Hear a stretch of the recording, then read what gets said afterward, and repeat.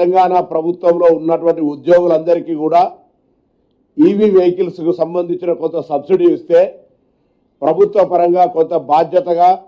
Brand అంబాసిడర్లుగా, ఎందుకంటే నేను chief secretary గారిని అదేవిధంగా డీజీపీ గారిని కూడా రవాణా శాఖ తరఫున ఇంతకుముందే కోరడం జరిగింది. అది జిల్లా కలెక్టరేట్లు కావచ్చు, ఆర్డీఓ కార్యాలయాలు కావచ్చు, లేకపోతే పోలీస్ ఎక్కడైనా కూడా EV charging station, even tourism places, hospitals కావచ్చు, పబ్లిక్ ప్లేసెస్లల్లో ఛార్జింగ్ స్టేషన్లు ఏర్పాటు చేయడానికి అవకాశం ఉంటుంది అనేటువంటి ఆలోచనతోటి కానీ, హైదరాబాద్లోనే ఉన్నటువంటి ఉద్యోగస్తులకు ఎక్కువగా జనరల్ ఇంటి నుంచి ఆఫీస్ నుంచి ఇంటికి పోయేటువంటి సందర్భంలో కానీ, జిల్లాలకు పోయేటప్పుడు కానీ ఈవీ వెహికల్స్ వాడుకునే విధంగా ప్రోత్సాహం ఇవ్వాలని నేను మొత్తంగా మ్యానుఫ్యాక్చరర్స్ కోరినప్పుడు, ముందుగా మహీంద్రా కంపెనీ తమ కార్లకు సంబంధించిన వివిధ రకాలుగా వాళ్ళు కంపెనీ వాళ్ళు కూడా దానికి సంబంధించిన డీటెయిల్స్ ఇస్తారు.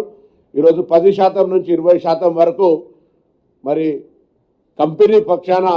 వాళ్ళు మీకు ప్రభుత్వ ఉద్యోగులకు తెలంగాణ రాష్ట్ర వ్యాప్తంగా రిబేట్ ఇచ్చే విధంగా వాళ్ళు నిర్ణయం తీసుకున్నారు. దాంతోపాటుగా 3 ఇతర మరి క్రావిటన్ కంపెనీ, అదేవిధంగా ఎథర్ కంపెనీ, ఓలా కంపెనీ, ఈ 2 వీలర్స్ కంపెనీలు, మహీంద్రా నుంచి కార్లు, దాని తర్వాత మారుతి వాళ్ళు కానీ, ఎంజీ వాళ్ళు కానీ, ఇతరత్ర కంపెనీలు అన్నీ కూడా నెగోషియేషన్లో ఉన్నాయి. మనం 10 నుంచి 20% వరకు అందరికీ కూడా ప్రభుత్వ ఉద్యోగులకు,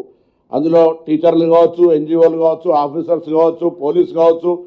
మెడికల్ అండ్ హెల్త్ కావచ్చు, ఎవరైనా సరే ప్రభుత్వ ఉద్యోగిగా షోరూమ్లలో మీరు వాహనం కొనుగోలు సందర్భంగా మీకు గుర్తింపుని ఇచ్చినట్టయితే అక్కడ ఆ రిబేట్ కన్సెషన్ తీసుకునేటువంటి అవకాశం ఉంటుంది. దీనివల్ల